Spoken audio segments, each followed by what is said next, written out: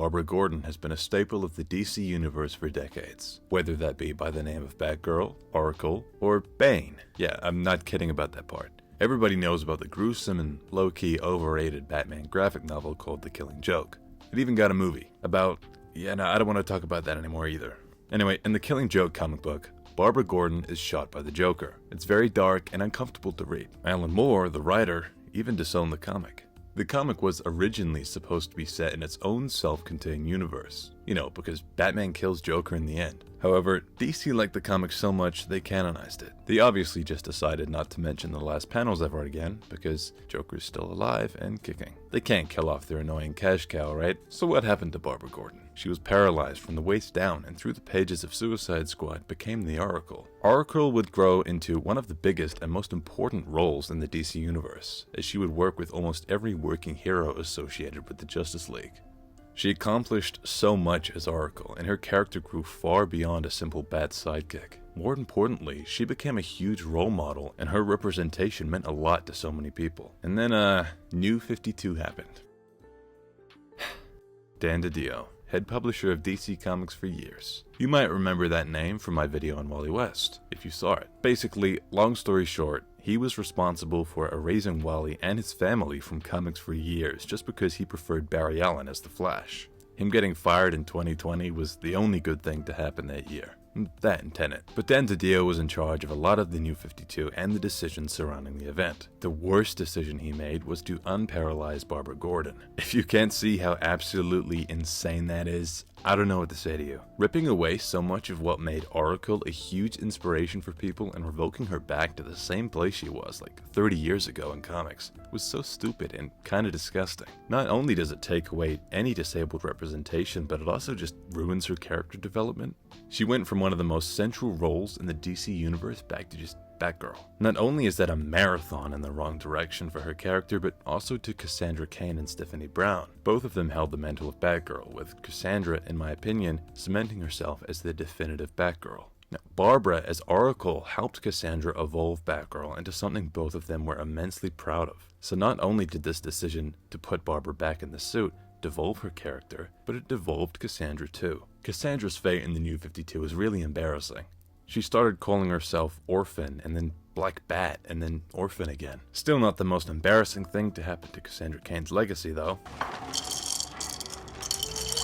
So, with the launch of the New 52, Batgirl was getting an ongoing series written by Gail Simone. It's important people realize Gail isn't really at fault for this decision. She even claims she was tricked into writing the book. Personally, I don't see how you can be tricked into signing the contract and writing like 40 issues over the course of 3 years, but I'm choosing to believe her, because I really like her run on Birds of Prey.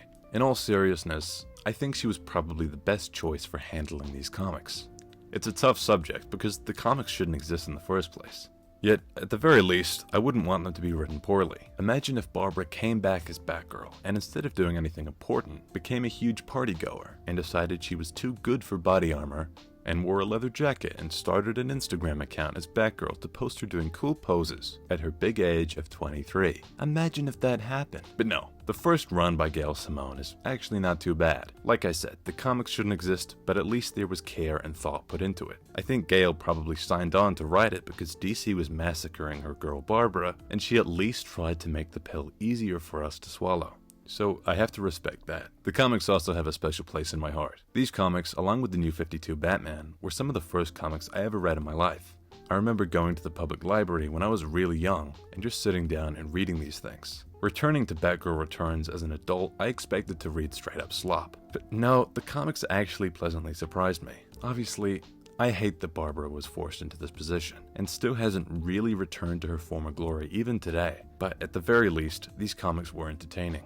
I can't say that for the later runs that followed. In fact, it just kept on getting worse and worse. I hear Rebirth wasn't so bad, but I can't stand her costume in Rebirth, and I didn't bother reading it. It's the only Batgirl comic run I haven't read, and that includes this one. Yeah, for some reason I read it, the whole run, by myself. Anyway, Gail Simone's Batgirl really takes the situation seriously. It doesn't just start with, oh, she can walk now and everything's fine, like I'm sure Dan DiDio envisioned in his Hollow Skull. Gail really puts an effort into showing Barbara's trauma and her PTSD, as well as introducing Survivor's Guilt. I think it's an interesting way to still attempt to grow Barbara's character and flesh it out, despite being nerfed into the worst possible place. Barbara having Survivor's Guilt because she got to walk again, and so many others don't get that. I think it's really deep and another aspect of her character that makes this run interesting despite everything. This run introduces a ton of new villains, some more interesting than others. I thought Mirror was cool, as well as New 52's version of the ventriloquist. It was also an Azrael ripoff, whose name was...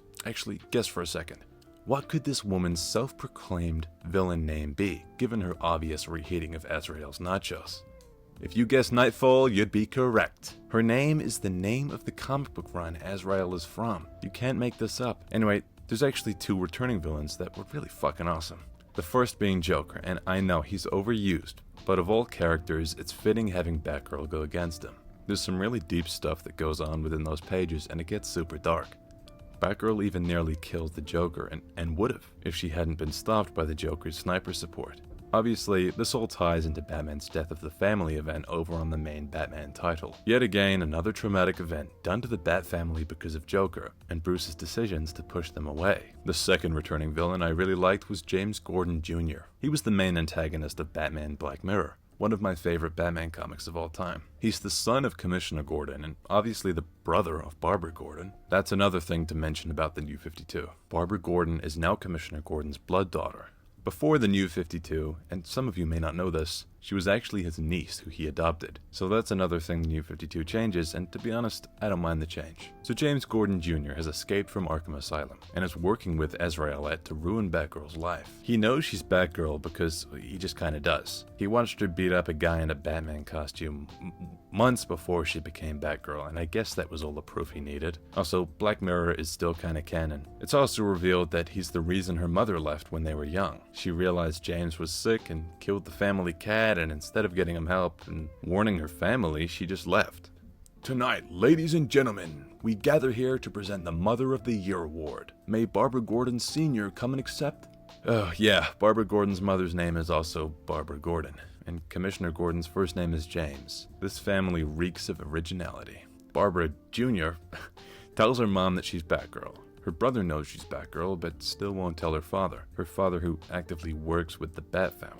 To be fair, that's a solid reason to not tell him. James Gordon Jr. tracks down Barbara, and they have a huge family fight at the carnival in the pouring rain. Son Gordon takes Mama Gordon hostage and is about to kill her, so daughter Gordon has no choice but to throw a batarang right into his eye, sending him backwards and toppling over the railing. And he lands in the Gotham River. Any normal person would have died from this, so that's exactly what everybody believes. Dada Gordon shows up, and just in time to see Batgirl kill his son.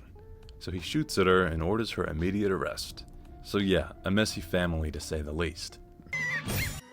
Eventually, Batgirl amends things with her father, even taking off her mask and trying to reveal her identity to him. But he doesn't want to know. My interpretation of this moment was that Commissioner Gordon knew deep down his daughter was Batgirl, but just didn't want to face it, so he refused to look at her. The first half of this run is decent, actually written pretty well, and I was entertained throughout.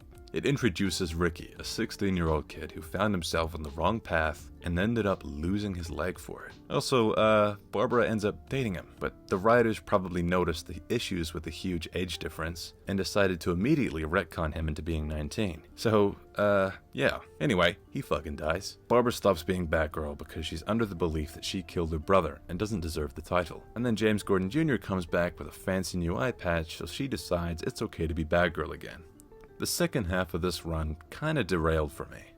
I think the art doesn't help. The change of artist really sucks. I'm not one to hate on art, but I just don't find this appeasing to look at. They went from Ardian Syaf, and I'm sorry if I mispronounced that, and Ed Benes, some awesome artists, to Fernando Pasarin. Again, I'm sorry if I mispronounced it. Whose art is still good, but it's just not for me. I really liked his buildings and city work throughout his art, not so much the faces. Batgirl ends up fighting vampires in the Court of Owls, and the weird red-haired creepy guy who gave me nightmares as a kid. I can't remember his name, but I don't need to. It's like Voldemort, but instead of not daring to say his name, I just can't remember it. Point is, he gave me the fucking creeps as a kid, and still does as a 20-year-old grown man. His powers made him able to flex his body into almost any position, and it's just super creepy. So looking back, I actually liked that arc, I just found it unpleasant because of how creepy the villain is. It brought back horrors I hadn't felt since I was a young boy. There's a couple tie-in issues, like always, Gothtopia being one, and the other is the one I mentioned at the start of the video, where she becomes Bane. Basically, it's set in an alternate future where James Jr. kills her future husband, and that sets her down the path of becoming this huge juiced up ass kicker. And there's like 3 or 4 Batgirls, I don't know bro. It's not my favorite issue. But overall, the new 52 Batgirl comics, the first run, are actually pretty good, as it turns out. I mean, I wish they didn't exist, and I wish instead Gail Simone had written New 52 Birds of Prey, starring Oracle and her surrounding cast of characters, but alas. It was really a disgusting decision from DC, but at the very least, Gail Simone handled the situation as best she could. And that's all I have to say today. Thanks for watching. I'll catch you lot in the next one.